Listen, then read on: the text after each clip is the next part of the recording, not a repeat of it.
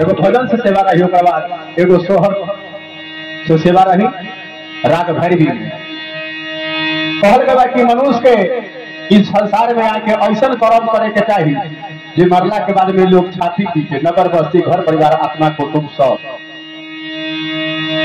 एह में बड़ गुरु के कहनाम बा पुरनिया लोग के कि करनी देखल जाला मरनी के समय में काजी। ऐसे बाबू बुझ लिया। आज चाचा जी इस संसार के छोड़ के चल गई, घर परिवार हुआ था, लेकिन अच्छा कर्तव्य करके गई हाँ, तब न लोग के आत्मा फाटा। यह से रउआ लोग भी चेत जाए, जैसे ताश के पत्ती में 52 गो पत्ती होला, 4 आदमी बैठे खेले खातिर न 13 गो पत्ती हिस्सा पड़ेगा। तो ई जिंदगी जे बा एगो ताश के पत्तिये के जैसन बा, जेमे 13 गो एकरा खूबी मिली ई भजन के माध्यम से। ऐसे जाके कहले बाबू का की करी हा उत्तम कर्म कमाई, हाय हाय हाय हाय कि मृत्यु लेके मैं नरक न पाई, हाय हाय कि जब भूली हा तू माया के बजरिया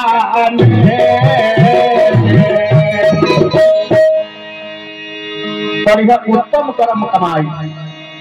जे शरीर के पावे खातिर भगवान भी तब सता कि हमरों के मनुष्य के जोनी मिलता। 84 लाख जोनी भटकला के बाद में ई मनुष्य के शरीर मिलेगा। से बाबू रे एकरा फोकट में मत उड़ावे, एकरा कम से कम ऐसा जगह पर यूज कर सब दिन आबाद रहो। मृत्यु लोक से लेके निर्गुण से लेकर स्वर्गुण तक आबाद रहो।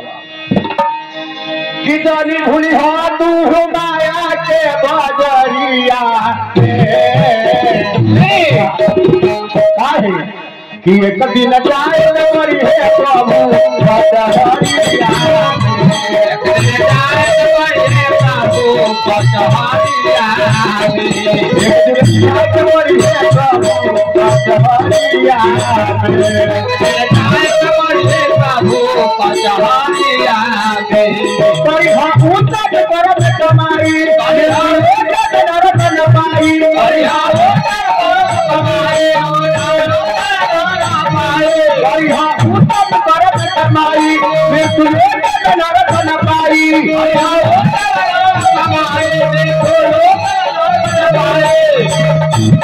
जानी भूलिया तू माया के बजरिया में,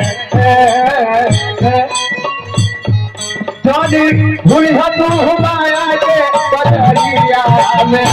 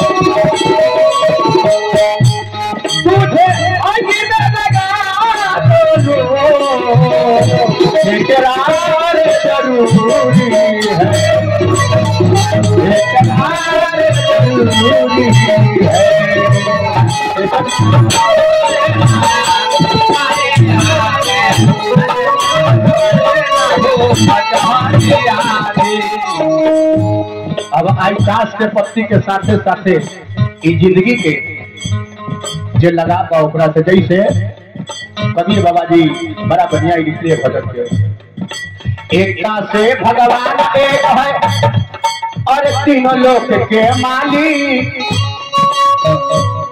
और एकता से भगवान एक है तीनों लोक के मालिक।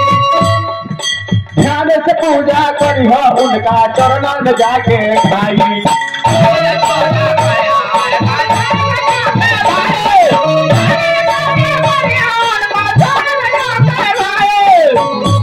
और दुखी के का काम बा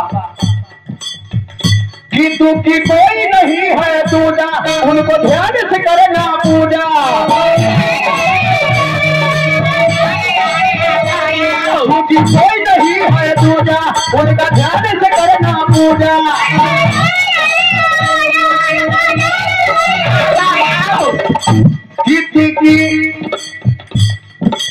तीन दिलन के मिलनवा उमरिया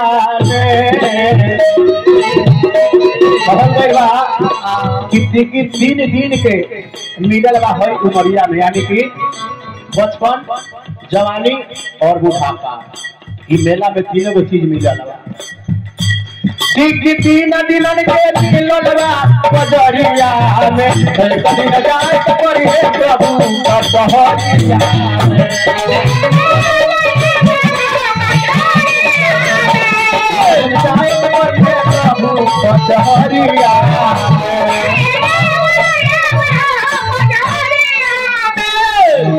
आगे कवि जी कहली अब चौका के बारी आ गई। जब केहू मरेला तो 4 गो कंधा के जरूरी पड़ेला का। अब 5 गो भाई मिल के मरघट पर जाके पहुंचा के अपनी मुखगनी करके लौट के आवेले। यह से कबीर बाबा कहनी है अरे चौका 4 कहार मिल के कांधे पर उठई है, पंजाब सब भाई मिल के मुंह में आग लगई है।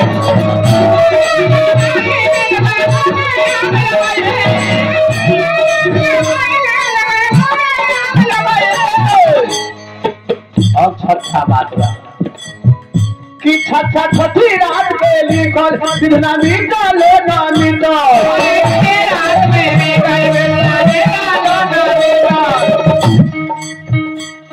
जब तक छठियार न होखेला बच्चा के तब तक तू भगवान के शरण में रहे।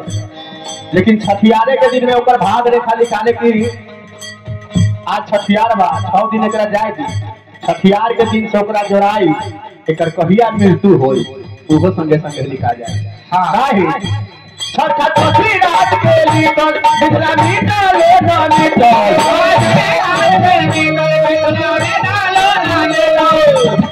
अब सप्ताह के बारी आई बा।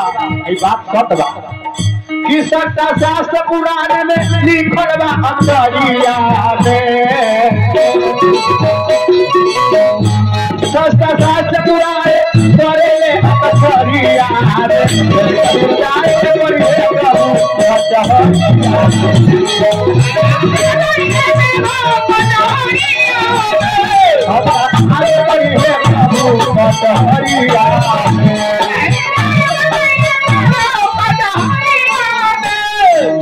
मन के सवरिया मन बरिया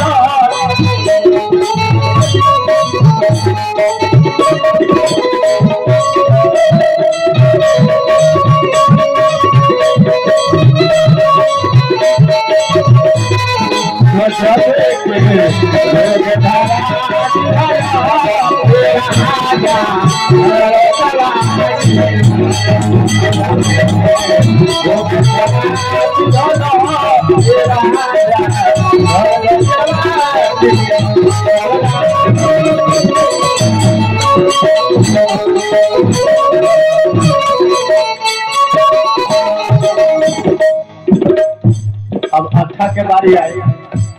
सब केहू जानेला कि 24 घंटा में 8 गो पहर होला, जो 4 गो पहर दिन में होला और 4 गो पहर रात में होला, मिला के 24 घंटा 8 गो पहर होला। इसे कहले का 8 हल्ला। शुभ नाम बता दी। हमारे उमेश जी की तरफ से ढेर सा पुरस्कार, नमस्कार, धरती के जय जयकार। भगवान से कहे के विचार के हे प्रभु जोना खजाना में से ये रुपया निकाल के दिहनी है, वो रुपया में गुल्लर के फूल ना गिर के गुल्लर के पेड़े उलट जाइए कि वह में फरिए फुलाई है कभी खजाना खत्म न होई कहल गया। अच्छा 8 पहर के होला बिनारा रे भाई कहला 9 महीना घर में रखने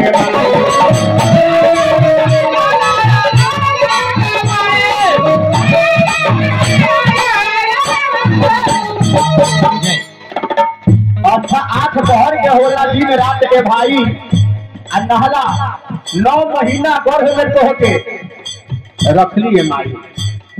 अरे अच्छा 8 पहर के होला दिन रात के भाई नहला 9 महीना तो होके गर्भ में रखली माई।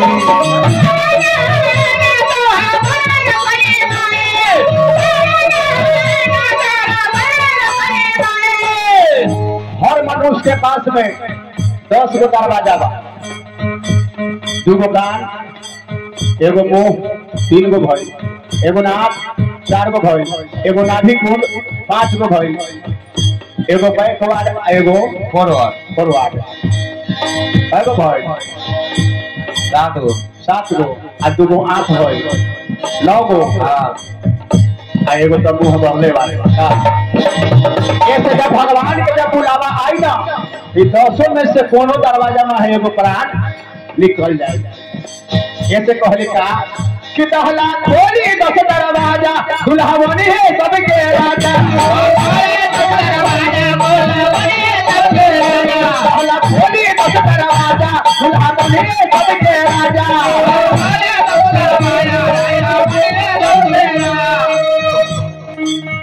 अरे बीबी फंसा के रखी है माया के अचरिया में।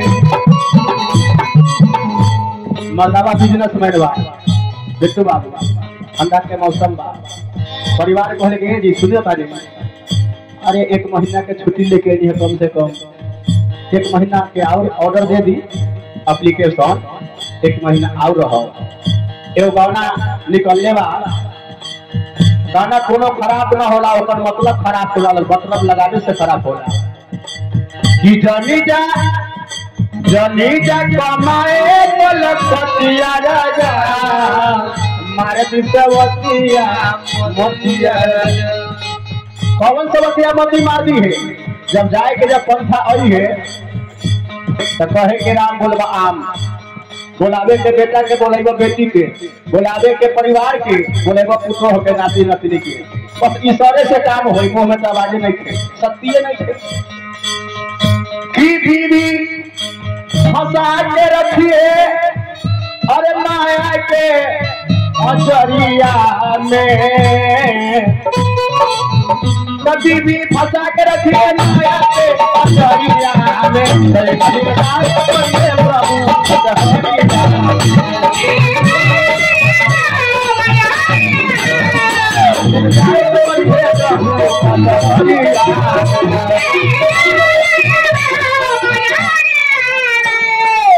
आगे बसहा के नंबर वापस जाके बोल बसहा से बोले सुनल मोला भाई आगे बढ़ के रामा सब बहुत पछताई।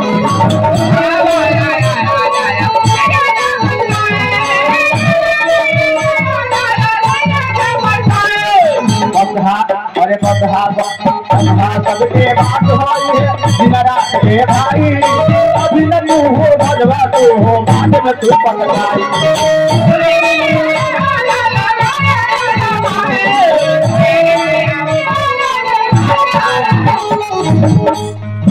यह से कहता है बबुआ कहे और भी लगाई तू तो ध्यान से चुन लगाई।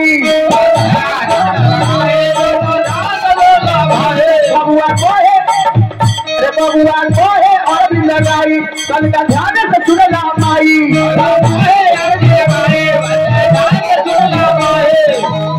कितनो चाहवा कहूँ अरे होई नहीं कथरिया में